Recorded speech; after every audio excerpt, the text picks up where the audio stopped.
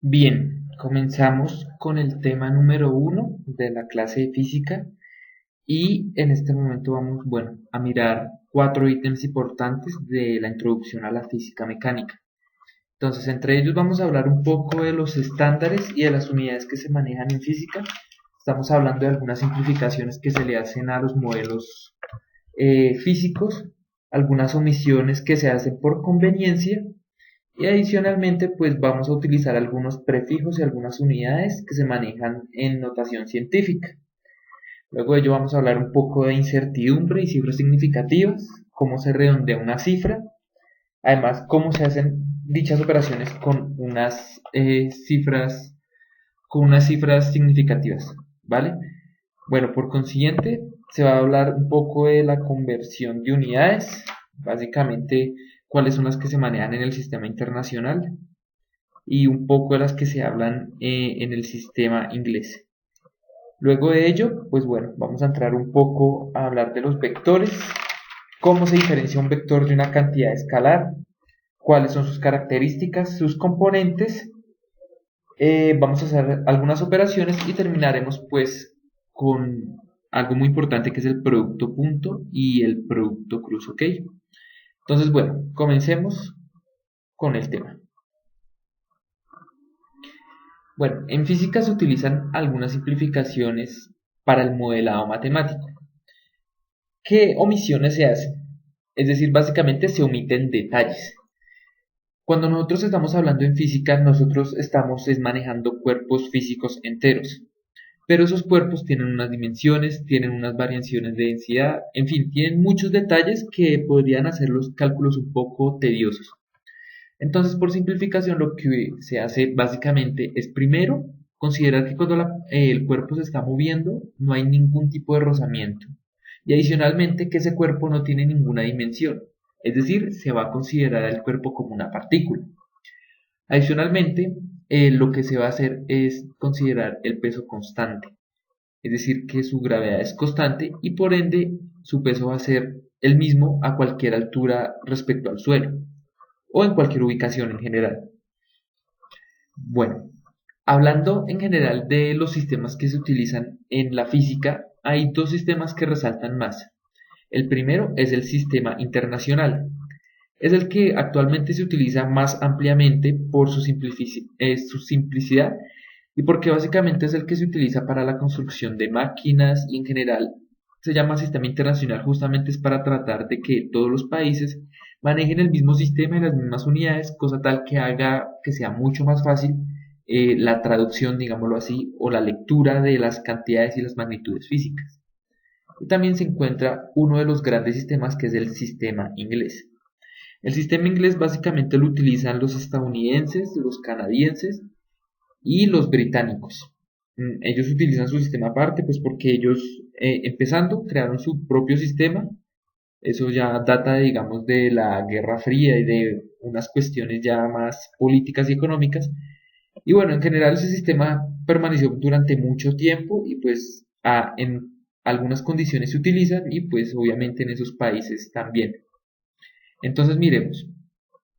En los sistemas se consideran principalmente tres magnitudes fundamentales, que son la masa, la longitud y el tiempo. En el sistema internacional se dice que la unidad fundamental es el kilogramo, mientras que en el sistema inglés es la libra. Por otro lado, se tiene que la longitud en el sistema internacional se maneja como unidad fundamental el metro y en el sistema inglés se utiliza la yarda o mucho más ampliamente utilizado es el pie, el cual su abreviatura es FT de la palabra foot en inglés. Y bueno, el tiempo para los dos sistemas siempre ha sido el mismo, que es el tiempo. Ya entrando un poco más en los prefijos y la notación científica, básicamente cuando uno tiene números demasiado grandes o demasiado pequeños, para la mente humana es muy complicado entenderlos. Es por eso que se hicieron unas simplificaciones utilizando múltiplos de 10, cosa tal de que esos números fueran un poco más palpables o un poco más fáciles de asimilar. Entonces se utilizaron múltiplos de 10 o de las divisiones o de los múltiplos de las divisiones de 10. Estamos hablando de 1 sobre 10, 1 sobre 100, 1 sobre 1000, en fin. Entonces, si tomamos como ejemplo el sistema métrico, es decir, los múltiplos de las cantidades, de las magnitudes de longitud en metro, vamos a hablar primero de una de las magnitudes, que es el nano. El nano tiene como prefijo la letra n.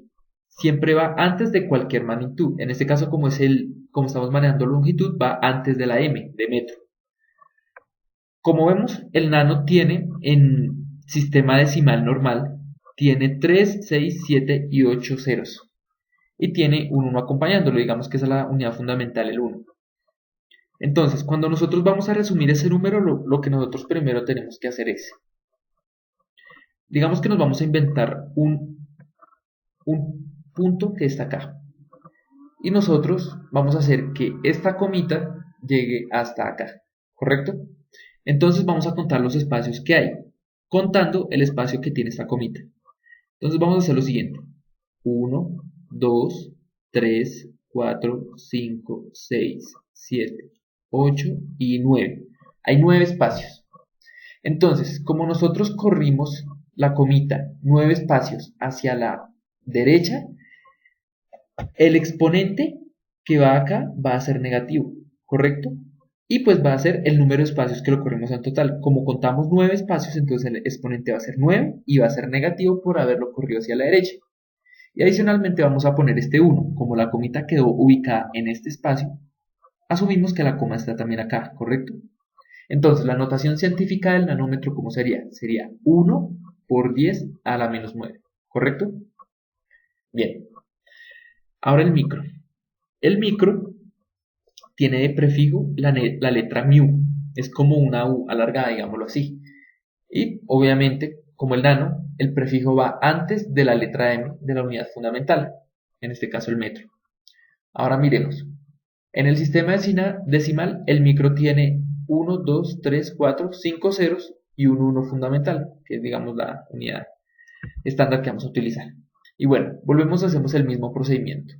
Contamos los espacios a partir de la comita. 1, 2, 3, 4, 5 y 6. 6 espacios nos corrimos hasta este punto. Por lo tanto, la notación científica de un micrómetro va a ser 1 por 10 a la menos 6. Recordemos que es a la menos 6 porque se corrió hacia la derecha la comita. Por eso es que va a ser negativo. ¿Bien? Bueno. Ahora, tenemos el mili. El mili se utiliza como prefijo la letra M minúscula y, como todos sus anteriores, va antes de la unidad fundamental M. Aquí, como vemos, hay 3 espacios. Vamos a correrlo. 1, 2, 3. Corrimos 3 espacios, por lo tanto la notación es 1 por 10 a la menos 3. Y es negativo recordando porque nos corrimos la coma hacia la derecha. ¿Ok? Listo. Ahora vamos con el kilo. El kilo tiene como prefijo la letra K mayúscula, que indica que son 1000 unidades de lo que nosotros estamos contando. Estos ya son múltiplos de 10, ¿ok? Entonces, ahora lo que nosotros vamos a hacer es lo siguiente. Vamos a inventarnos de nuevo un puntico acá. Y vamos a hacer que ese puntico se corra hasta que llegue acá, ¿ok? Entonces vamos a hacerlo. 1, 2, 3 espacios, ¿correcto? Entonces, como contamos 3 espacios hasta el puntico de acá, hasta esta posición, entonces colocamos el 1 por 10 a la 3. ¿3 por qué? Por los espacios que corrimos, 1, 2 y 3, ¿vale? Y aquí, en este caso, el 3 es positivo. ¿Por qué? Porque nos corrimos el puntico hacia la izquierda, ¿perfecto? Bien. Luego vamos con el mega. El mega tiene como prefijo la letra M mayúscula y hace referencia a 1.000.000 de unidades de lo que estemos contando. En este caso es 1.000.000 de metros. Volvemos y hacemos lo mismo que hicimos en este ejemplo. Entonces, nos inventamos un puntico y lo corremos de tal forma que lleguemos acá. 1, 2, 3, 4, 5 y 6. Como nos corrimos 6 espacios hasta acá, entonces la notación científica va a ser 1 por 10 a la 6 metros, ¿vale? Y va a ser positivo, recordando porque corrimos el puntico hacia la izquierda, ¿vale? Esa es la forma de hacerlo. Y bueno, y así podríamos seguir contando los prefijos que se cuentan en la física. Digamos que esas son las magnitudes fundamentales. Las dos últimas que vamos a mencionar va a ser el giga y el tera. El giga hace alusión a 1000 millones de lo que estemos contando. Es decir, coger esta unidad y agregarle 3 ceros o multiplicarlo por 1000, digámoslo así, ¿vale? Su notación científica es 1 por 10 a la, por 10 a la 9 metros. Y el tera va a ser muy parecido. Va a ser contar 1000 veces esta magnitud. Es decir, le estamos multiplicando 1000 veces a esto.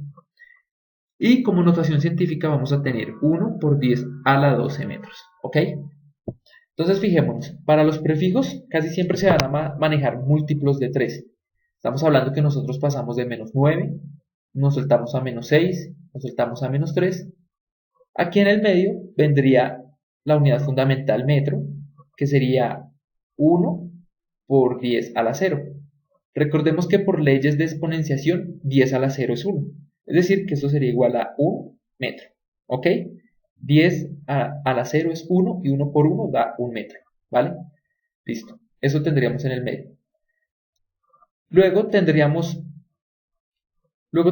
otro múltiplo que es 1 por 10 a la 13. Luego nos saltamos al 6, al 9, al 12 y vendría el 15. El 15 que es el parámetro, pero es una magnitud poco utilizada en física actualmente, ¿vale?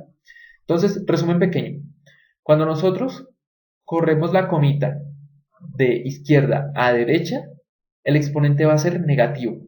Y lo vamos a hacer en términos de los espacios que nosotros nos corramos hasta la posición que querramos. Si nosotros queremos, podemos colocarla acá o podemos colocarla más allá.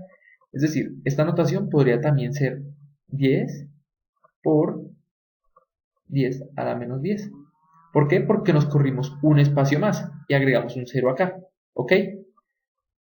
Pero, por notación científica, el nanómetro se coloca de esta forma. ¿Ok?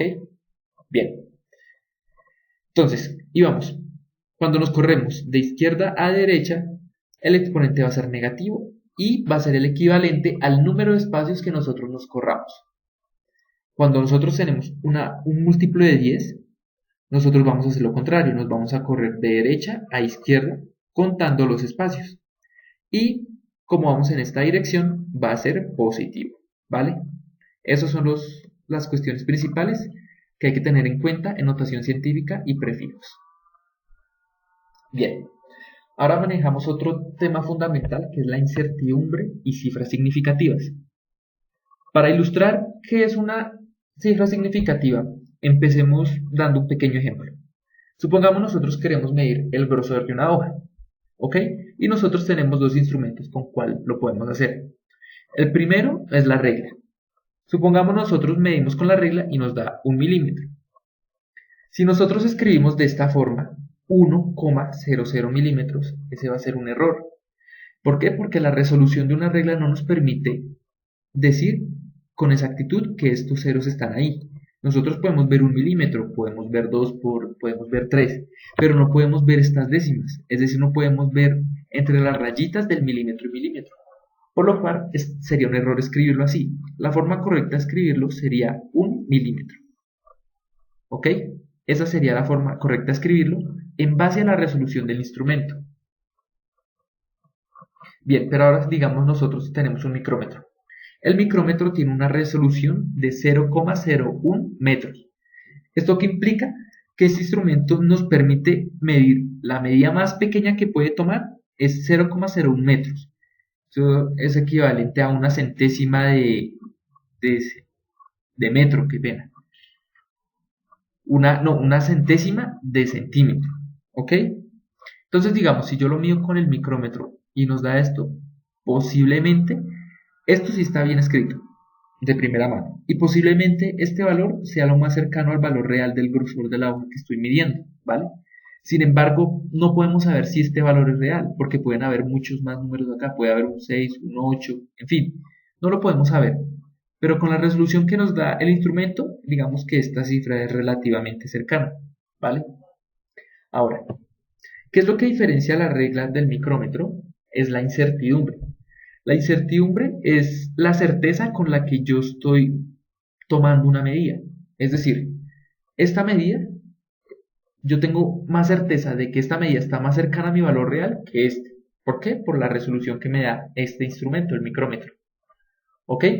En términos de eso, yo puedo decir que la incertidumbre del micrómetro es menor y por tanto es más exacto. ¿Qué quiere decir que sea más exacto? Que se acerca al valor real que yo quiero medir, ¿vale? Ahorita ya entraremos más en detalle qué es exactitud y precisión para que diferenciemos esas dos palabras de las que usamos comúnmente. Bien, ahora tenemos notación. La notación de las cifras significativas se puede hacer de tres formas diferentes. Miremos primero este ejemplo. Tengo la medida del grosor de una varilla, supongamos. El valor que me dio es 56,47 más o menos 0,02 milímetros.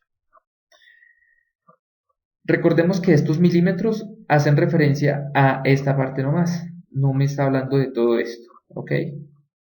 Entonces, lo que este 0,02 me está diciendo básicamente es que yo tengo un radio de error. ¿Qué quiere decir? Que mi medida va a estar entre 56,45 y 56,49. ¿Qué fue lo que yo hice? A esta medida le sumé este 0,02, que como podemos ver da esto. Pero luego lo que hice fue restársela, que como resultado me dio esto. Si esto lo miramos como un tablero y una flecha que yo tengo, mi flecha tendría que quedar acá, en el centro. Pero mi precisión da en un radio de 0,02 milímetros. Es decir, que todas las flechas que yo lanzo van a estar siempre dentro de este circulito que está acá dibujado, ¿ok? Y nunca se va a salir. Eso es básicamente lo que me dice este numerito. ¿Qué tan lejos estoy yo del valor real? ¿Vale? Ahora miremos otra magnitud física, 47 ohms. El ohm es una magnitud que mide la resistencia de los materiales con los que yo estoy manejando, ¿ok? Y digamos que mi incertidumbre es del 10%. En este caso estaría mal utilizado. ¿Por qué? Porque 47, si le sacamos el 10%, sería aproximadamente 4,7 ohms. No es una cifra cerrada. Entonces sería un poquito más complicado tener certidumbre de dónde puede caer la medida de los 47 ohms. Pero digamos, el 10% es 4,7. Redondémoslo a 5. En pocas palabras, lo que yo puedo tener es que yo tengo una resolución de 42 o de 52, haciendo el proceso anterior que aquí. Le resté 5 a 47, me dio 42, y luego se lo sumé, me dio 52, ¿vale? Como último tenemos otra medida. Esa no tiene unidades, la dejé adimensional. Cuando un número no tiene ningún prefijo, ninguna medida, se le dice que es una magnitud adimensional. Y le puse entre paréntesis un 18, como lo ven acá. Cuando uno coloca dos cifras o tres cifras, lo que me está diciendo es la resolución de las últimas dos cifras. En este caso, como son dos cifras las que están acá, me está hablando del radio de precisión de esas últimas dos cifras, que en este caso es 74.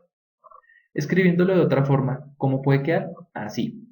Me queda 1,674 más o menos 0,018, que es mi resolución. Y bueno, ya podríamos hacer el mismo proceso que el anterior. Sumarle 18 a esto y restarle 18. Y con eso tendríamos el radio de precisión de mi medida. ¿Vale? Eso es todo lo que hay que saber sobre incertidumbre y cifras significativas. Bien, ahora hablamos de precisión y exactitud.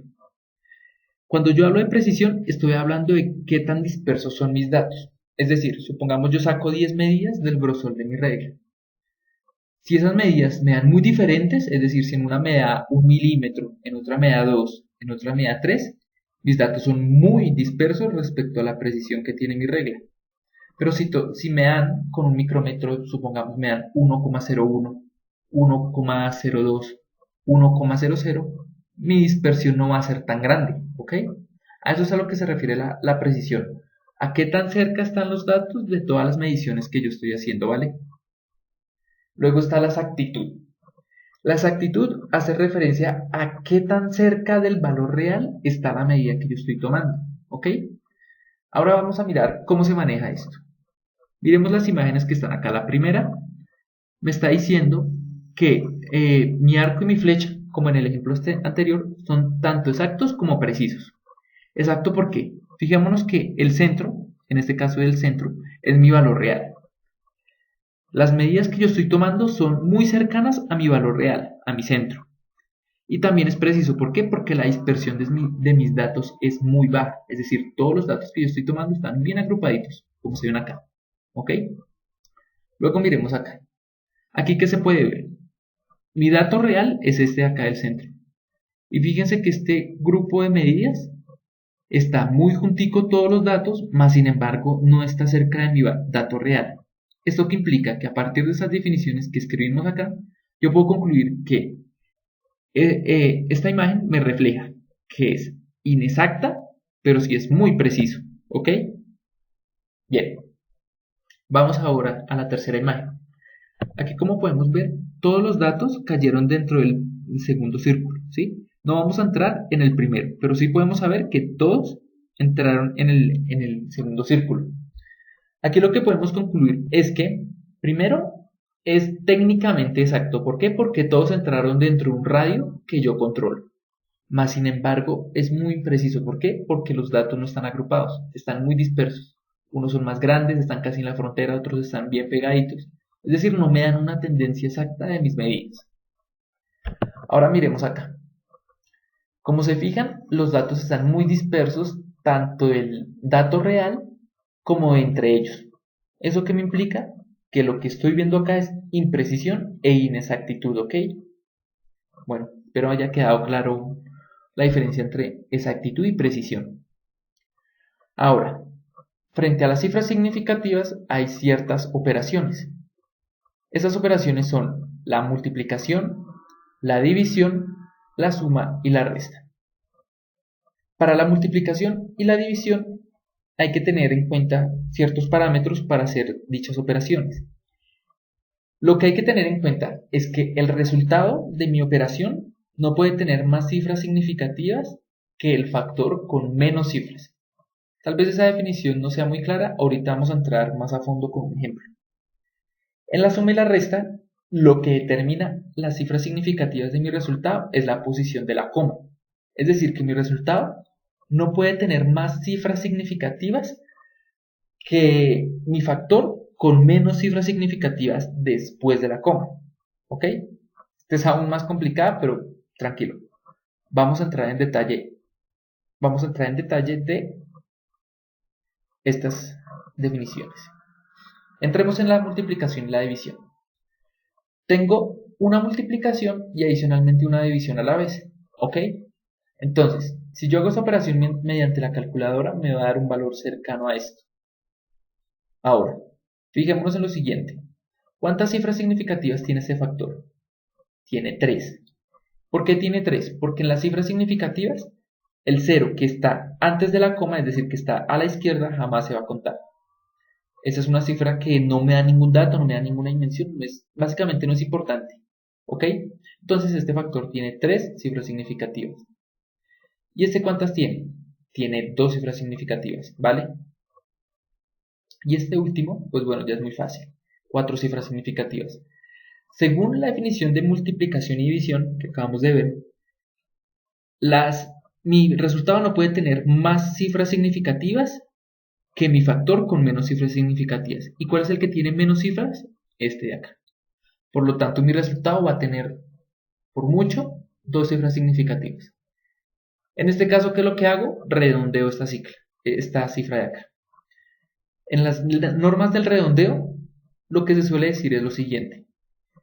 Si esta cifra que está acá, que es la que voy a redondear, es menor a 5, el número que va a quedar va a ser el que está. ¿Ok? Si mi número es igual a 5, va a quedar igual a como está acá, es decir, 42. Y si el número que está aquí anteriormente, es decir, esta cifra, es mayor a 5, la puedo redondear al número mayor al que está acá, es decir, al 3. En este caso, como este número es menor a 5, yo puedo redondear la cifra a 0,42, ¿vale? Ahora miremos otra operación. Tenemos estos 3 factores. ¿Cuál de ellos tiene menores cifras significativas? Este tiene 5, este tiene 3 y este únicamente 2. Recordemos que el 0 no se cuenta. Si lo hago con la calculadora me va a dar este número. Y como veo que este tiene dos cifras significativas y que es el menor de toda mi operación, por lo tanto yo voy a redondear acá. Recordemos que por reglas de redondeo, como este número es mayor a 5, yo puedo redondear este 2 a la cifra siguiente, es decir, al 3. Por lo tanto, este sería mi resultado final. Miremos ahora la suma y la resta. La suma y la resta lo que me dice, me determina, son el número de cifras significativas que va a haber después de la coma. Pero está basado en aquel factor que tiene menos cifras significativas después de la coma. Como vemos, este factor tiene una cifra significativa después de la coma y este tiene 2. Por ende, mi resultado va a tener una sola cifra significativa, como se representa acá, ¿vale? En el siguiente ejemplo, entonces miremos, ¿cuántas cifras hay después de la coma? 3. ¿Cuántas cifras significativas hay después de la coma? 2. Y en este caso, 2. Acá hay una y acá hay 2. Por tanto, mi resultado va a tener una cifra significativa por cuenta de este factor. ¿Ok? Si hago la suma, me da esto. Y por normas de redondeo, recordemos que este número es menor a 5, por lo tanto, queda redondeado a 6. ¿Ok? Eso es todo lo que hay que saber sobre el redondeo. Bien, hagamos un pequeño ejercicio. Nos dan el siguiente enunciado. La energía en reposo E de un objeto de masa m está dada por la ecuación de Einstein. E igual a mc al cuadrado, donde C es la rapidez de la luz en el vacío. Calcule E para un objeto de masa, ahí nos da la masa, y listo, y nos dicen la unidad del sistema internacional para E es el joule. Un joule equivale a 1 kilogramo por metro cuadrado sobre segundo cuadrado. Bien. Lo primero que tenemos que conocer es la constante de la velocidad de la luz. Esa constante es igual a aproximadamente 300.000 metros por segundo. Aproximadamente lo digo, me da pereza digamos, decir esta cifra, no tiene sentido. Si nosotros la escribimos en notación científica, volvemos y hacemos nuestro ejercicio. Voy a crear un puntico aquí y lo voy a correr hasta acá. Lo podría poner acá, lo podría poner acá, pero yo elijo ponerlo acá. Entonces miremos, 1, 2, 3, 4, 5, 6, 7 y 8 espacios. Por lo tanto, mi notación va a ser lo siguiente, va a ser todo este número, pero sin todas esas comas. Recordemos que las comas se utilizan para escribir unidades de miles, es decir, 1000, 1000 millones, 1 millón, etc.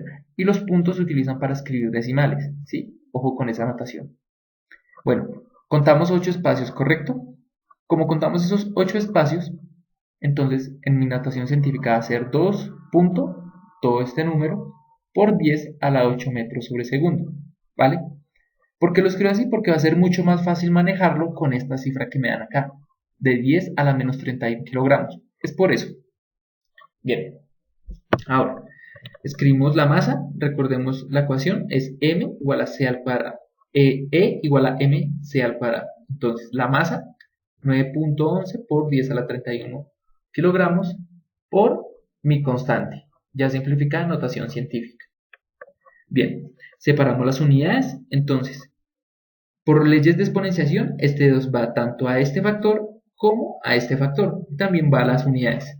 Entonces, este factor se lleva al 2, se va acá con él, ¿sí ven? Y acá queda el 9.11 por aparte. Dejo por aparte el 1031 y por aparte también dejo el 10 a la 8, que también va a quedar elevado a la 2, ¿sí ven? Bueno, saco las unidades, los kilogramos los dejo por aparte y elevo mi metro sobre segundo al cuadrado, que queda metro al cuadrado sobre segundo al cuadrado. Bien, haciendo la operación entre estos dos números me da este número de acá. Y luego me quedan estos múltiplos de 10. Entonces, por leyes de exponenciación, cuando yo tengo un número elevado a un exponente y luego lo vuelvo a elevar, lo que voy a hacer simplemente es multiplicar este número y este número. 8 por 2, 16. ¿Ok? No hemos visto todavía leyes de exponenciación, pero más adelante las veremos y las utilizaremos ampliamente, ¿vale? Por el momento, simplemente créanme, es 10 a la 8 y como esto está elevado a la 2, también lo muestro acá, más gráfico. Como esto está elevado a la 2, simplemente estos dos números se multiplican, ¿ok? Eso es lo que se hace. Bien, ya teniendo ese factor, me queda esto de acá, 10 a la 16. Ahora, por leyes de exponenciación, cuando yo tengo la misma base y se están multiplicando, lo que yo hago simplemente es que estos dos valores se van a sumar o restar, dependiendo del signo que tengan. En este caso, como este es negativo y este positivo, se resta. Entonces, menos 31 más 16 me va a dar menos 15. ¿Perfecto? Y bueno, dejo las mismas unidades que tenía anteriormente y el número que yo tenía acá. ¿Ok? Si yo quisiera, podría dejar este resultado de acá. Está bien escrito relativamente, excepto por las unidades, puesto que acá me dieron la conversión. Si ven, un julio es igual a kilogramo por metro al cuadrado sobre segundo al cuadrado. Pero lo que yo podría hacer es, si yo quiero, puedo correr este puntico un espacio más hacia allá. Como lo corrí hacia la izquierda, lo estoy volviendo más positivo. ¿Eso a qué equivale? Si yo lo corrí un espacio acá, en un espacio, le debo sumar un 1 a este. Entonces, menos 15 más 1 me da menos 14, como se ve acá, ¿vale? Así quedaría. Luego, ¿yo qué puedo hacer? Por cifras significativas, como la masa me la dieron con 3 cifras significativas y estamos multiplicando, por ende, mi resultado no puede tener más de 3 cifras significativas, es decir, que me toca redondear. Por leyes de redondeo, recordemos, este número de acá, este 7, es mayor a 5. Por ende, yo puedo redondear este número a la cifra que le sigue, es decir, a un 9. Entonces, el resultado me quedaría 8,19 por 10 a la menos 14 kilogramos metro cuadrado sobre segundo cuadrado. Y tomando esta conversión de acá, ¿qué me quedaría? Me quedaría 8,14 por 10 a la menos 14 julios. Y esa sería la respuesta, ¿ok? Vale, espero hayan entendido. Bien, vamos a tocar ahora otro tema importante, que son los vectores. Los vectores tienen la siguiente notación. Tienen una letra, generalmente mayúscula, y se les pone una flecha arriba. ¿Para esa flecha con qué fin? Con el fin de diferenciarlos de las magnitudes escalares, los cuales no tienen ninguna flecha, como esta magnitud acá. 60 kilogramos, como ven, no tiene ninguna flecha por ningún lado. Es por eso que se hace. Bien, ahora vamos a definir dos magnitudes, magnitud escalar y magnitud vectorial. Una magnitud escalar queda bien definida mediante una cantidad o una magnitud y una unidad. Tenemos el caso de la masa. La masa simplemente se puede definir por una cantidad, en este caso 60, y por su unidad fundamental, que es el kilogramo. Lo mismo puede pasar con el sistema métrico. Puedo definir una dimensión que es 3 y su unidad fundamental que es el metro. ¿Ok? Ahora vamos a definir magnitudes vectoriales. Una magnitud vectorial se define por tres parámetros. Primero, su magnitud. Segundo, su dirección. Y tercero, el sentido. La dirección y el sentido, en algunos libros, algunos textos lo toman como lo mismo, pero en general es bueno reconocer la diferencia entre ellos. Entonces, una cantidad vectorial puede ser, digamos, 3 metros al sur del este. ¿Por qué puse 3 metros igual que acá? Fijémonos que esto simplemente es una distancia. Sin embargo, este tiene un vector posición, es decir, me está diciendo la posición de un objeto respecto a un origen. Por lo tanto, esto es un vector. ¿Sí ven la diferencia? Bueno, ahora, 3 metros al sur del este. ¿Esto qué me está indicando? Me está indicando que yo me moví 3 metros al sur de mi lado este. Es decir, el este va hacia allá. Y me está diciendo que yo me moví 3 metros al sur del este. Es decir, yo me moví hacia allá, más específicamente. Pero bueno, ya ahondaremos en eso de la comprensión de lectura de estos enunciados. Bien, vamos a ver ahora qué es un vector paralelo. Un vector paralelo se define como dos vectores que tienen misma dirección y el mismo sentido. ¿La dirección cuál es? Definamos una línea. La dirección puede ser hacia allá o hacia allá. Es decir, yo tengo dos formas de moverme sobre esta línea. Esa es la dirección. ¿Y el sentido cuál es? El que yo le dé. Si me muevo en esta dirección o si me muevo en esta. Ese es el sentido. Esa es la diferencia que hay entre dirección y sentido. La dirección básicamente es el ángulo que yo tengo frente a un punto de referencia. Y mi sentido me va a decir si me voy hacia arriba o hacia abajo, que son básicamente los dos sentidos que hay. Bien, entonces, un vector paralelo en sí que tiene misma dirección y mismo sentido, como estos dos de acá. Si los ven, los dos tienen el mismo ángulo. Bueno, si hacemos una simplificación, que tengan el mismo ángulo y tienen el mismo sentido, es decir, los dos se mueven hacia arriba. Fijémonos que aquí no tiene que ver nada la magnitud. Este vector es más pequeño que este, pero eso no afecta. Por tanto, estos dos vectores son paralelos. ¿Ok? Vale. Ahora, vamos a mirar qué es un vector igual. Un vector igual, básicamente, dos vectores que tienen que tener misma dirección, misma magnitud y el mismo sentido. Si tomamos este mismo ejemplo, bastaría con alargar un poquito este vector, supongamos, bueno, queda un poco feo. Si lo alargamos un poco, básicamente quedarían de la misma magnitud. Y así estos dos vectores serían iguales, ¿ok? Bien, ahora miremos algo. Esta imagen nos representa tres vectores. Tenemos el vector A, el vector A'. Si se fijan, el vector A va del punto P1 a P2 y A' de punto P3 a P4. Si se fijan, gráficamente lo que uno puede ver es que están recorriendo la misma distancia y que tienen adicionalmente la misma dirección y el mismo sentido. En este caso, estos vectores serían tanto iguales como paralelos. ¿Por qué? Fíjense. Es paralelos porque tienen la misma dirección y el mismo sentido, pero adicionalmente tienen la misma magnitud, es decir, que son las dos cosas a la vez. Pero ahora miremos este vector B. Este vector B tiene el mismo recorrido que tendría el punto P4 al punto P3 o del punto P2 al P1. Mas sin embargo tiene un sentido contrario. Si lo ven, está apuntando hacia abajo. ¿Esto qué implica? Que estos vectores, que este vector respecto a este no es ni paralelo ni igual. ¿Ok? ¿Por qué? Tiene la misma dirección, sí, tiene la misma magnitud, pero no tiene el mismo sentido. Es decir, que no puede ser ni paralelo ni puede ser igual. Mas, sin embargo, ¿qué nosotros podemos hacer? Si nosotros multiplicamos este vectorcito por un negativo, le cambiaríamos el sentido. Y quedaría mirando así. Uy, así. O lo que podríamos hacer es multiplicar este vector por un negativo. Y quedaría con ese sentido. Y en ese caso, tanto este como este vector serían iguales. Y a la vez serían paralelos. ¿Vale? Bien. Ahora, ¿cuál es la magnitud de un vector? Cuando nosotros medimos la magnitud de un vector, tenemos que mirar lo siguiente. La magnitud es igual a ¿qué? La notación la escribimos mediante dos barras, que es la notación de valor absoluto o de magnitud en este caso. Y nos daría igual a esta letrica. Si se fijan, esta letra no tiene ningún vector arriba, ninguna flecha arriba, que implica que esto es una cantidad escalar.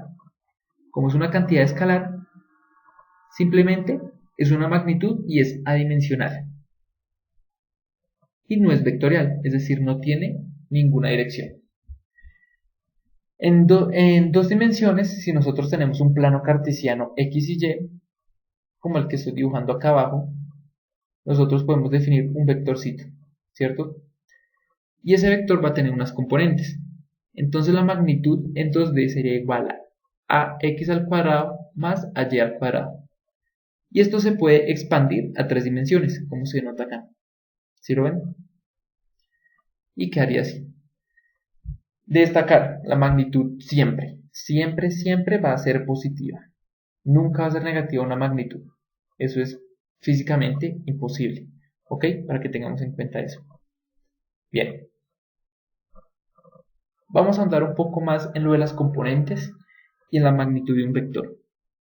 Si yo defino un vector A que está en mi sistema cartesiano, yo puedo definir dos componentes. Si hago la proyección de A respecto a X, cuando yo estoy hablando de una proyección, hagamos de cuenta, yo tengo una lamparita acá, chin, chin, chin, y esta lamparita emite una luz. Cuando emite una luz, lo que me va a permitir ver es una sombra que se refleja en este eje. Y la componente va a ser básicamente esta, hasta donde pega la sombrita. ¿Ok? Bien, entonces, esa es mi componente X. Ahora, Ahora tengo mi componente Y, que es lo mismo, una proyección de mi vector A respecto a este eje, poniendo la lamparita acá perpendicular. Si yo lo miro desde una vista triangular, va a salir este triángulo de acá. Yo puedo correr este componente AY, lo puedo correr y lo coloco acá. Y esta componente de X queda de esta misma forma, ¿sí ven? Ah, bueno, y acá está mi ángulo θ. Entonces, mi vector A se puede definir a partir de AX más AY, es decir, sus componentes. Y si sacamos la magnitud de sus componentes, nos va a quedar como una magnitud escalar AX y otra magnitud escalar AY. Bien, ahora, ¿cómo saco la magnitud de mi vector A respecto a esas componentes? A partir del teorema de Pitágoras, yo tengo que mi hipotenusa al cuadrado es igual a cateto opuesto al cuadrado más cateto adyacente al cuadrado. Si nosotros reemplazamos por los valores que yo tengo acá, mi hipotenusa siempre va a ser mi lado más largo, que es este, es decir, a al cuadrado. ¿Cuál es mi cateto opuesto? Bueno, en este caso lo puse al revés, pero es así. ¿Cuál es el cateto opuesto? El que no toca el ángulo, es decir, este, que en este caso sería AY al cuadrado. ¿Y cuál es mi cateto adyacente? Mi cateto adyacente es el lado que toca mi triángulo, que toca el ángulo, qué pena. Es decir, va a ser este de acá, es decir, AX al cuadrado. Listo. Ahora, si yo saco raíz a este lado y a este lado, me queda esto. Y por tanto yo puedo cancelar por leyes de exponenciación y radicación, cancelo la raíz con el exponente. Esto que me implica que la magnitud es igual a este valor de acá que ya habíamos mencionado en la página anterior. Bien, ahora, si yo quiero saber la dirección de mi vector, es decir, su ángulo, a partir de una razón trigonométrica que es tangente que me relaciona cateto opuesto sobre cateto adyacente, yo tengo que es AY sobre AX. Mi cateto opuesto, el que no toca el ángulo, y mi cateto adyacente, el que lo toca. Queda esta relación. Ahora, si yo despejo el ángulo mediante la función inversa, que es arco tangente de A sobre Y sobre X, que es más o menos igual a tangente a la menos 1, esta expresión matemáticamente no es correcta, mas sin embargo cumple la misma función si usamos una calculadora, que sería tangente a la menos 1 de A sobre Y sobre X. Así yo hallo la dirección de mi vector. Y recordemos, ese ángulo siempre va a ser positivo en esta dirección. Es decir, aumentando de X hacia Y. ¿Correcto? Bien. Ahora, esta forma de sacar el ángulo tiene una trampita. ¿Por qué? En el sistema cartesiano nosotros tenemos 4 cuadrantes. 1, 2, 3 y 4. Mi tangente del ángulo es positiva en el 1 y en el tercer cuadrante. ¿Por qué? Porque aquí, fíjense que mi componente X y mi componente Y son positivos. Por tanto, mi tangente a la menos 1 me va a dar un ángulo positivo. ¿Ok? Pero fijémonos ahora en el tercero. En el tercero, mi componente en Y es negativa. ¿Por qué? Porque está debajo de esta línea. Y mi componente en X es negativa también. ¿Por qué? Porque está al lado izquierdo de mi eje X. Teniendo en cuenta que este es el lado positivo de X, ¿no? Bien, entonces vamos a tener esto. AY sobre AX. Por leyes de división y de suma y de resta, el menos de aquí se cancela con el menos de acá. ¿Esto qué implica? Que esto va a ser igual a AY sobre AX. ¿Ok?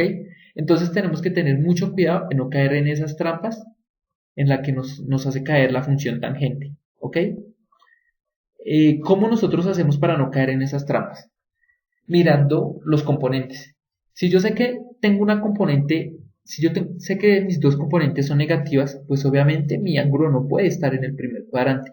Tiene que estar, obviamente, en mi tercer o en mi cuarto cuadrante. Pero en el cuarto no va a estar. ¿Por qué? Porque como dije, tengo las dos componentes negativas. Es decir, el único cuadrante que coincide con esa descripción es el tercero.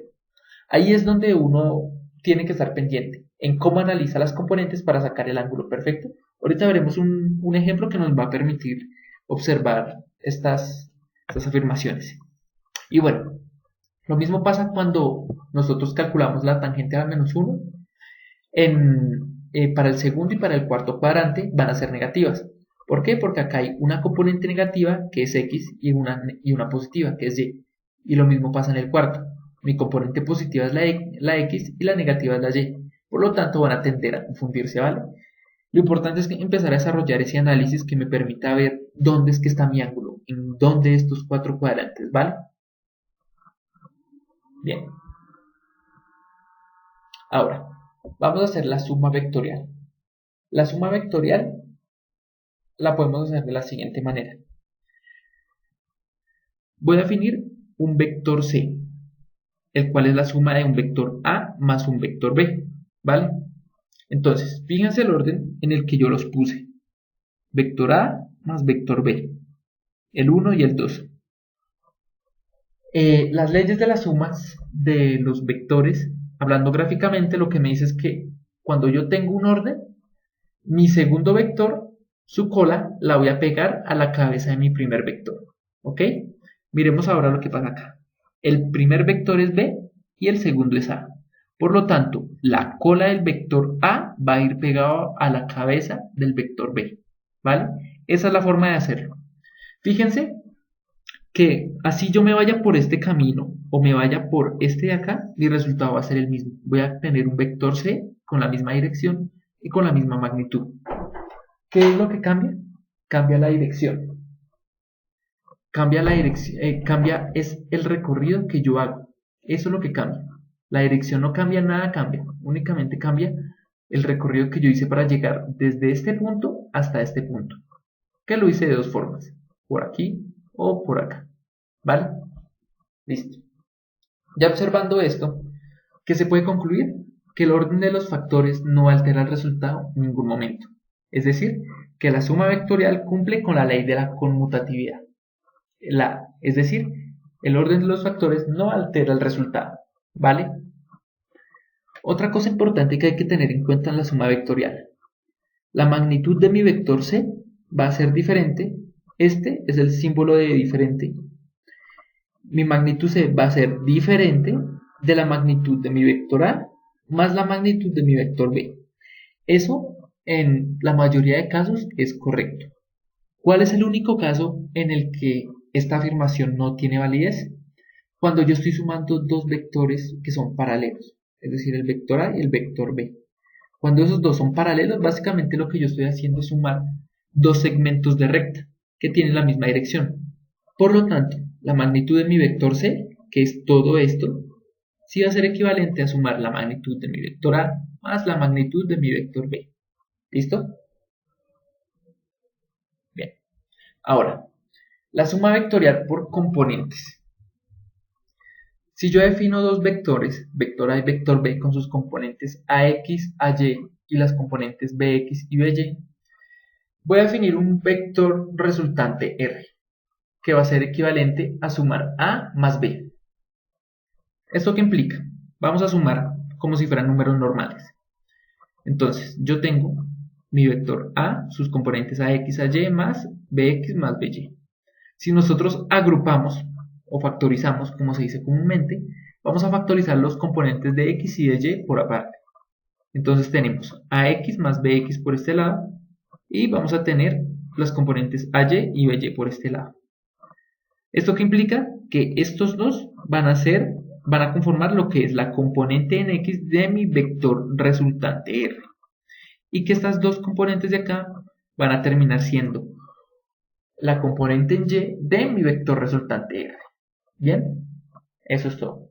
Ahora, los vectores unitarios. Básicamente el vector unitario se inventó con la finalidad de simplificar estos exponentes que están acá, estos subíndices que pegan. Para simplificar esos subíndices, alguien se echó el cabezazo de decir, hombre, para las componentes en X vamos a decir que hay una letra I. Para las componentes en Y, en J. Y para las componentes en Z, en K. ¿Vale? Ahora, ya habiendo definido estos vectores unitarios, ellos dijeron, tenemos que hacer de alguna forma que estas letras, al multiplicarlas por nuestros componentes, no se alteren.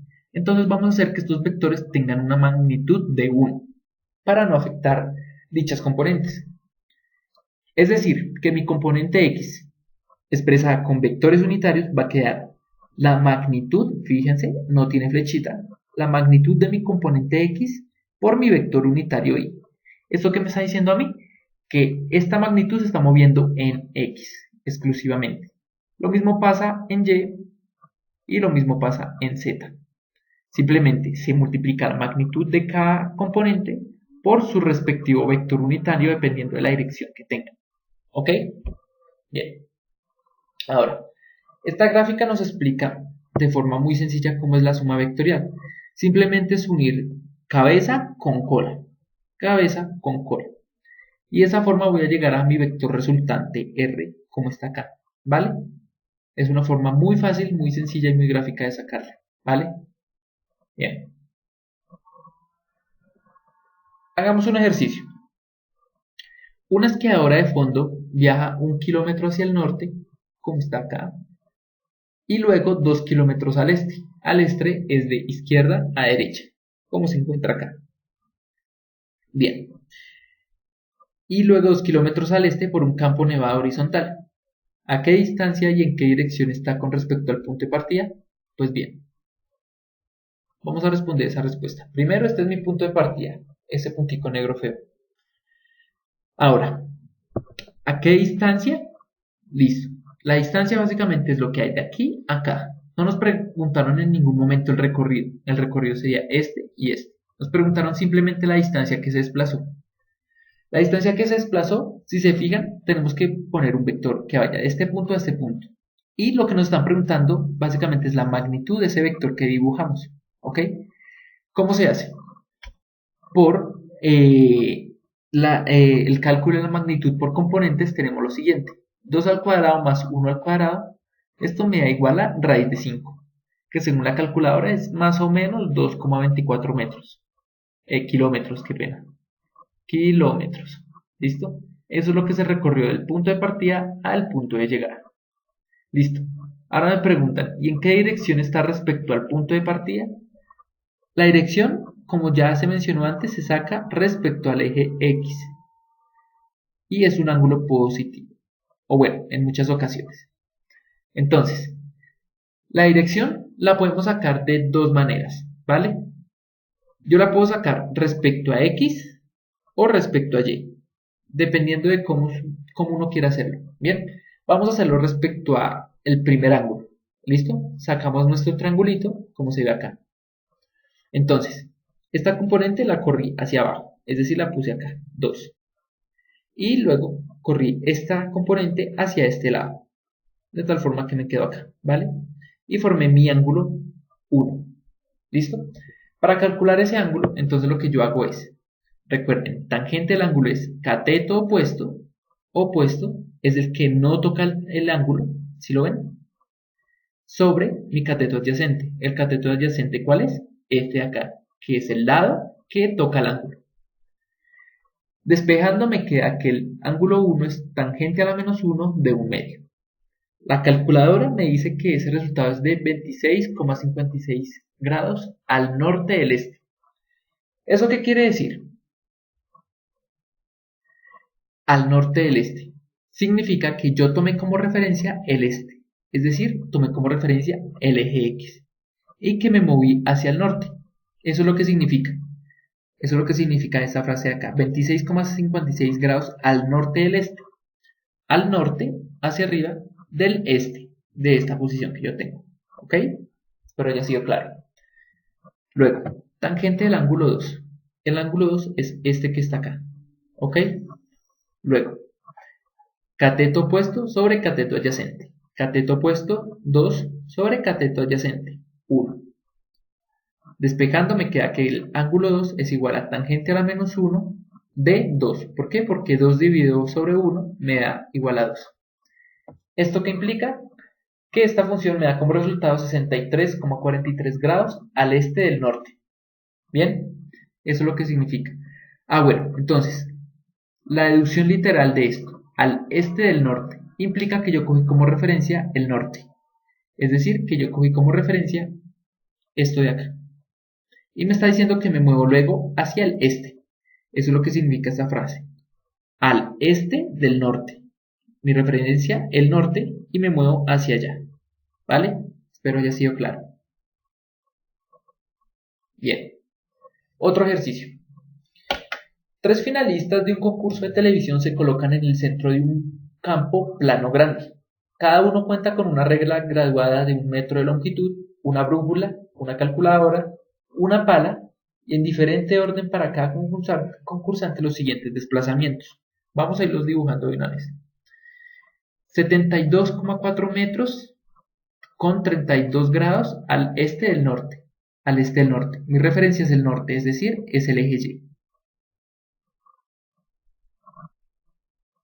Y me muevo 32 grados hacia el este. ¿Ok? Y tiene una magnitud de 72,4 metros. El siguiente punto, yo elegí dibujarlo de esta forma. Se puede dibujar de cualquier manera. Se puede dibujar primero este, luego este. Sin importar el orden de los factores, como ya se dijo anteriormente, el resultado va a ser siempre el mismo. Entonces, yo cogí luego la segunda medida y la ubiqué después de este vector. Recordemos, en suma de vectores es la cola del segundo vector va pegada a la cabeza del primero y el primero fue este, ¿vale? Listo. Entonces, 57,3 metros con 36 grados al sur del oeste. El oeste es hacia la izquierda, es decir, esto de acá, y se mueve 36 grados hacia abajo. ¿Por qué? Porque es al sur del oeste. El oeste es mi referencia. Y tiene una magnitud de 57,3 grados. La última medida es 17,8 metros al sur. Simple, sencillo. Bueno, ahora, ¿qué es lo que me dicen? Los tres desplazamientos llevan al punto donde están enterradas las llaves de un Porsche nuevo. Los concursantes comienzan a medir de inmediato. Sin embargo, la ganadora primero calcula hacia dónde debe ir. ¿Qué es lo que calculó? Pues la respuesta a eso es muy sencillo. La ganadora lo que calculó fue el vector resultante. Es decir, ella no se puso a medir hacia ningún lado. Lo que hizo fue básicamente hacer la suma vectorial que nosotros hicimos en esta imagen y simplemente definió su vector resultante. Con eso no se tuvo que poner a medir metro tras metro tras metro tras metro y devolverse, sino simplemente dijo cuál es mi vector final y a partir de eso empezó a medir. ¿Listo? Bien. Ahora, vamos a hacer esta sumatoria por componentes. ¿Listo? Entonces, tenemos mi primer vector que es de 72,4 metros. Para hallar sus componentes en x y en y, yo utilicé las funciones trigonométricas de coseno y seno.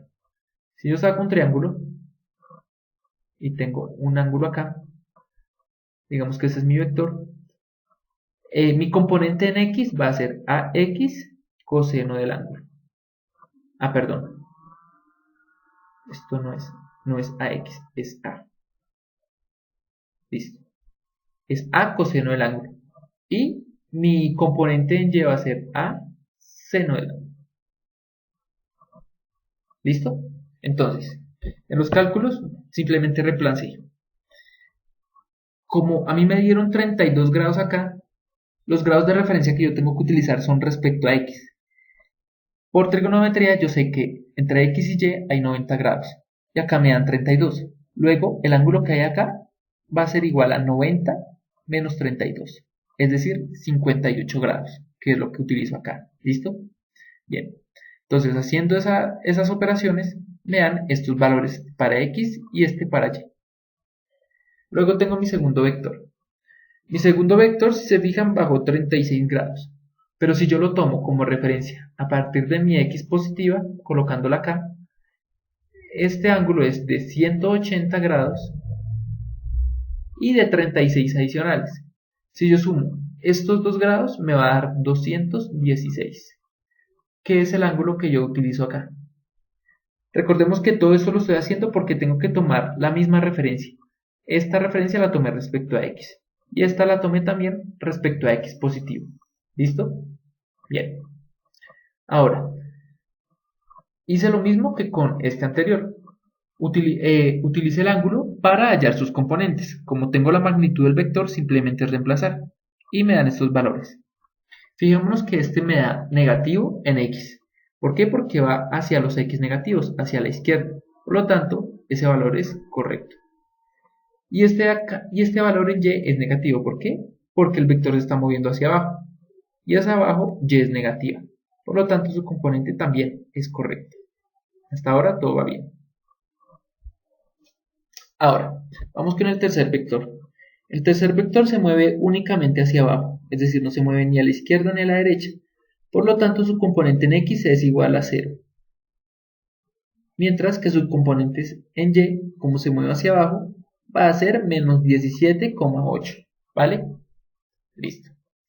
Ahora, ya teniendo todo esto de acá, yo puedo empezar a definir varias cosas. En primero, vamos a definir la magnitud de mi vector resultante. ¿Cómo voy a definir la magnitud de mi vector resultante? A partir de la suma de mis vectores componentes. Es decir, yo sumé todos los componentes en X, es decir, mi componente en X, mi componente en X y mi componente en X. Al hacer la suma, me dio menos 7,96. ¿Por qué? Porque 46 es mayor a 38, ¿vale? La suma en Y. Tengo este y tengo este. Pero 17 y 33 sumados dan más o menos 50. No alcanzan a sobrepasar 61. Por lo tanto, mi valor es positivo. Listo. Ya teniendo las componentes resultantes en X y en Y, hallo la magnitud de mi vector resultante, que es igual a 9,92 al cuadrado más esta componente al cuadrado. No le puse el menos, ¿por qué? Porque un número multiplicado al cuadrado siempre va a dar positivo, por lo cual el menos aquí no tiene relevancia. Haciendo la operación me da que la magnitud de mi vector resultante es 12,72 metros. Bien, bueno, ahora calculo la dirección, es decir, mi ángulo. Como ya lo habíamos hecho antes, mi ángulo se calcula mediante la función tangente. En este caso la hice directamente, es decir, el ángulo es igual a arco tangente o tangente a la menos 1 de mi cateto opuesto en Y sobre mi cateto en X o adyacente, que es este de acá. Cuando yo lo hago mediante la calculadora, me da que yo tengo un ángulo de menos 51,15 grados. Ese es un error. ¿Por qué? Analicemos algo. Mi componente en X es negativa, es decir, se mueve hacia allá. Y mi componente en Y es positiva, se mueve allá. Por lo tanto, mi ángulo no puede ser negativo. Cuando un ángulo me da negativo, quiere decir que se está moviendo así. Eso quiere decir, en pocas palabras, mi ángulo verdadero es 360 grados menos 51. Eso es lo que me está indicando que se está moviendo este vector. Pero eso es falso, por lo que acabamos de ver. Tengo una componente X negativa y una Y positiva, es decir, que mi vector se mueve hacia allá. Por lo tanto, mi ángulo, mi verdadero ángulo, no puede sobrepasar los 180 grados. ¿Se dan cuenta de lo importante que es el análisis de los ángulos? Por tanto, entonces, ¿cómo yo puedo calcular esto? Como me dieron 51,15 grados, yo puedo hacerlo por ángulos internos alternos, sacar mi ángulo verdadero. Es decir, como este ángulo es negativo acá, yo simplemente lo que voy a hacer es a 180 grados restarle 51,15. ¿Eso qué me da como resultado? 180 menos 51,15 da 128,85 grados. Para efectos de redondeo, básicamente se dejó a 3 cifras significativas. Y fíjense que lo tomé desde acá, es decir, se midió un ángulo positivo desde el eje X positivo. Y como resultado me dio este ángulo de acá, 129 grados, que coincide con el análisis que yo hice desde entender que mi ángulo no debe ser mayor a 180 grados y ya me coincide. Listo. ¿Cómo yo lo puedo expresar? Si se fijan, entre X y Y hay 90 grados y aquí me dio 129. 129 menos 90 me da 39 grados. Por lo tanto, yo puedo decir que la dirección de mi vector resultante es 39 grados, es decir, lo que hay acá, 39 grados al oeste del norte. Mi referencia es el norte y se movió hacia la izquierda, es decir, hacia el oeste. Por tanto, la dirección de mi vector resultante es 39 grados al oeste del norte. Y esa es la verdadera respuesta, ¿vale? Entonces fíjense lo importante que es analizar las componentes las componentes de mi vector para saber hallar el ángulo, ¿vale? Listo. Ahora vamos a seguir con la siguiente unidad, pero vamos a borrar primero esto para que quede limpia mi imagen. Listo. Producto vectorial. Ya casi acabamos, ya solo quedan explicación y 2 ejercicios. Bien. El producto vectorial. Tenemos dos tipos de producto vectorial: el producto escalar o producto punto y el producto vectorial o producto cruz. El producto punto o escalar hace referencia a la multiplicación que hay entre los componentes de dos vectores. En síntesis, el producto escalar lo que dice es la proyección que hay de A a B. ¿Se acuerdan del ejemplo de la lamparita? Que uno le pone una lamparita acá y proyecta luz. Es eso. Eso es lo que hace el producto escalar.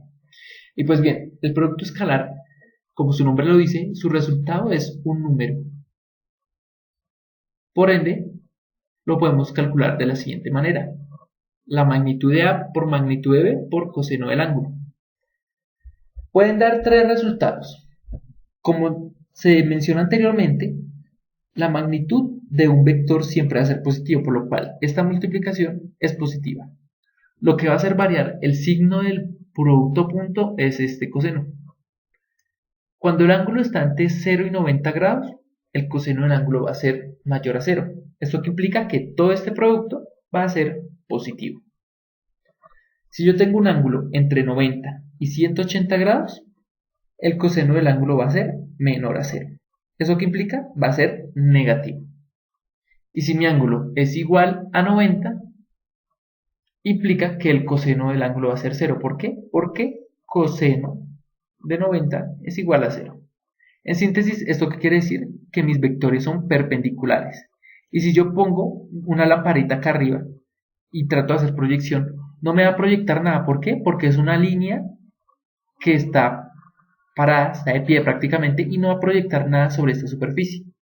Eso es lo que implica, digámoslo así desde la parte gráfica, el producto punto con un ángulo de 90. Bien. Por lo tanto, el producto va a ser nulo o va a ser 0. Listo. También se puede definir de la siguiente manera: si yo tengo dos vectores en 3 dimensiones, lo que vamos a hacer es el producto punto es igual a la magnitud de mi componente en X por la magnitud de mi componente del otro vector en X más el producto de las componentes en Y y en Z. Si digamos yo lo tengo en 2 dimensiones, ¿cómo se hace? Pues sencillo, en 2 dimensiones sería quitándole estas de acá. O simplemente asumiendo que las componentes en Z son 0. Y con eso ya quedaría todo, ¿vale? Lo importante es recordar que mi producto punto básicamente es un número. Lo que me debe resultar es un número. Y es una dimensión, ¿vale? Ahora, producto vectorial o producto cruz. El producto cruz se define de una simple manera. No vamos a andar en el producto vectorial por la sencilla razón de que en el examen de la Universidad Nacional no aparecen estos tipos de problemas. ¿Por qué? Porque requieren de calculadora en todos los casos, porque es un poco más complejo. Pero su significado, digámoslo así, matemático y físico es muy interesante. Tiene bastantes aplicaciones el producto cruz. Entonces, producto vectorial o cruz. Se dice producto cruz es porque su simbología se hace mediante una X, como la ven acá, ¿sí ven? Y su resultado es un vector, por eso es un producto vectorial. Y ese vector tiene una particularidad. Fijémonos en esta imagen. Cuando yo hago el producto cruz entre A y B, lo que me va a resultar es un vector que es perpendicular, tanto a B como a A. ¿Y cómo veo yo esa perpendicularidad? Si ven estos cuadritos de acá, cada vez que esos cuadritos aparezcan, va a significar que el ángulo entre este vector y este vector de acá es de 90 grados. Eso significan esos cuadritos. Lo mismo el de acá atrás. No sé si se alcance a ver bien. Eso es lo que significa. Pero ahora supongamos que yo hago el producto B cruz A. Gráficamente lo que va a significar es que la dirección del vector resultante, el vector perpendicular, va a ser contrario al de acá. Fíjense, acá era A cruz B y aquí es B cruz A. Lo único que cambia es la dirección, la magnitud va a ser exactamente la misma. ¿Ok? Bien. ¿Cómo se define el producto cruz? Bueno, el producto cruz solo puede ser definido para matrices que son cuadradas. ¿Qué quieren decir? Que tienen el mismo número de filas y el mismo número de columnas. En este caso tengo 1, 2, 3 columnas y 1, 2, 3 filas. ¿Ok? En dos dimensiones también se puede aplicar. Simplemente se elimina esta fila de acá y esta columna de acá y solo nos quedan los componentes en X y en Y. Y también sería una matriz cuadrada. ¿Por qué? Porque tendría dos columnas y dos filas. ¿Vale? La magnitud de este vector perpendicular, va a estar definido por la magnitud del vector A por la magnitud del vector B multiplicada por el seno del ángulo. ¿Pero qué ángulo? El ángulo que se forma entre ellos dos. Si se fijan, ese ángulo es el que importa. Bien, ahora, para yo hacer el producto vectorial, ¿qué es lo que se hace básicamente? Supongamos, yo quiero hallar el factor en X. Lo que hago es eliminar primera columna y primera fila. ¿Qué me quedan? Me quedan estos cuatro componentes y los ubico de esta forma. Y así tengo mi primer componente. Ya después miraremos cómo es que se hacen esos productos. Para mi componente en Y, lo que hago es colocar un negativo y elimino la segunda columna y la primera fila. ¿Qué me quedan? Me quedan mis componentes en X, como están acá, y mis componentes en Z. Estos de acá. ¿Bien? Listo. Y para la componente en Z, ¿qué es lo que se hace? Sencillo. Como estoy trabajando en Z, elimino esta columna y esta fila, la primera. ¿Qué me quedan? Las componentes en X y las componentes en Y, como se observa acá. Bien. Entremos a un ejercicio. Obtenga el producto escalar A.B de los vectores de la figura 127. 1.27. Las magnitudes de los vectores son A, 4 y B, 5. Hay dos formas de hacerlo. Lo primero, haciéndolo mediante la definición de el producto de las magnitudes por el coseno del ángulo. Me dieron las magnitudes 4 y 5, las coloco y coloco el coseno del ángulo. ¿Pero cuál ángulo? El ángulo que se forma entre los dos vectores. Aquí me dan un ángulo, 130, y aquí me dan el otro ángulo, 53. ¿Cuál es el ángulo que se forma entre A y B? Es este de acá. Es decir, va a ser el equivalente a 130 y quitarle estos 53 grados. 130 menos 53 da 77. Haciendo toda esa operación que me da 4,499. Redondeando a cifras significativas va a ser 4,5. ¿Correcto? Ese es el producto punto. Y como vemos es una cantidad escalar, como se había hecho anteriormente. Hagámoslo por componentes. Hallando las componentes del vector X, del vector A, la componente X que es la magnitud por el coseno del ángulo. ¿Cuál ángulo? El que se forma respecto a X. Recuerden que es el ángulo de referencia a la X. Ese es el ángulo que se maneja en componentes. Entonces, el componente X que es 4 coseno de 53 y el componente en Y ¿cuál es? 4 seno de 53. Eso me da estos valores de acá. Lo mismo hago con Bx. En Bx el ángulo me lo dieron 130 grados y eso justamente es lo que vamos a utilizar para hallar las componentes. 5 coseno de 130, aquí está, y By 5 seno de 130 me da este resultado. Haciéndolo por la definición matemática, tengo que el producto punto es el producto de las componentes en X más el producto de las componentes en Y. Es decir, es 241 por menos 3.21, como está acá. Y el producto de las componentes en Y es 3,83 por 3,19. Y me da 4,48. Fíjense, muy parecido a este resultado de acá. ¿Cuál es la diferencia? Que este lo hicimos de una forma mucho más directa, mucho más exacta. Introdujimos menos error. Es decir, el error se introduce cuando yo redondeo los números.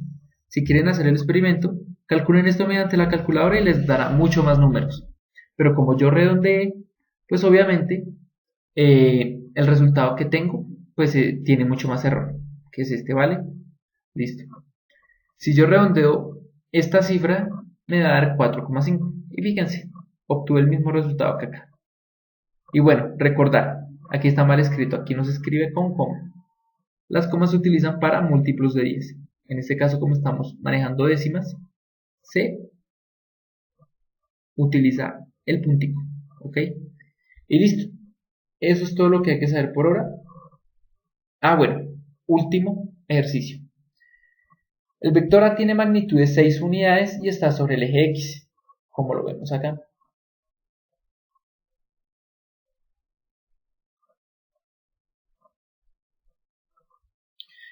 Y el vector B tiene una magnitud de 4 unidades y está en el plano XY, formando un ángulo de 30 grados con el eje X. Fíjense, aquí está demarcado los 30 grados. Calcule el producto cruz. Listo. Para hallar el producto cruz, por definición se acuerdan que eso solo se puede hacer para matrices que tienen igual número de filas, igual número de columnas. Pues bien, aquí está la definición para una matriz de 2 columnas y de 2 matrices, también llamada matriz de 2 por 2. Entonces, como nos dice acá, tenemos que hallar los componentes de cada vector. Para el vector A, fíjense, es este, tengo componente AX 4 coseno de 30, el ángulo de referencia respecto a X, y el componente Y 4 seno de 30, que es igual a 2. Para el vector B, si se fijan, en X tiene 6 unidades, pero en Y no se mueve nada, por ende su componente es 0. Reemplazando estos valores en la matriz, tenemos lo siguiente. Y luego, ¿cómo se opera? En estas matrices, en estas chiquiticas como en estas anteriores, lo que se hace son las operaciones en cruz, es decir, este se multiplica por este y se resta por el producto de estos dos. Lo mismo se hace acá, el producto de estos dos componentes menos el producto de estos dos, igual acá, el producto de estos dos componentes menos ese producto, ¿listo? Así es que se hace. Entonces, vamos a manejarlo de esa forma en este ejemplo. 3,46 por 0 da 0. Restamos 6 por 2 me da 12. ¿Eso qué implica? Que mi resultado me da menos 12K. Fíjense por qué es K. Acuérdense esto. AX, AY, BX, BY. Por definición del producto vectorial, la componente en K es AX, AY, BX, BY. Por eso es que mi resultado aquí tiene vector unitario K. Porque eso fue lo que resultamos. Sin mencionar que gráficamente lo que yo estoy haciendo es, tengo mi vector 1, tengo mi vector 2, lo que yo estoy haciendo es calculando un vector perpendicular a mis vectores originales, que son estos, y que tienen un ángulo de 30 entre ellos. Por tanto, si yo hago una multiplicación vectorial con componentes X y Y, mi resultado siempre tiene que estar en Z, automáticamente. Bien. Ahora, hallemos la magnitud de dicho vector. La magnitud está compuesta por magnitud de A, magnitud de B por el seno del ángulo entre los dos vectores. Magnitud de A, 4, magnitud de B, 6 y el seno del ángulo entre ellos dos, 30 grados. Eso que me da 12. Y fíjense la relación que hay.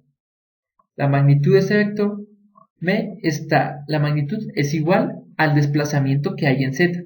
¿Por qué? Porque este componente aquí se anuló. Entonces ya podemos ver que hay una cierta correspondencia entre los dos factores. Bueno, esta fue la explicación básica del primer componente de física.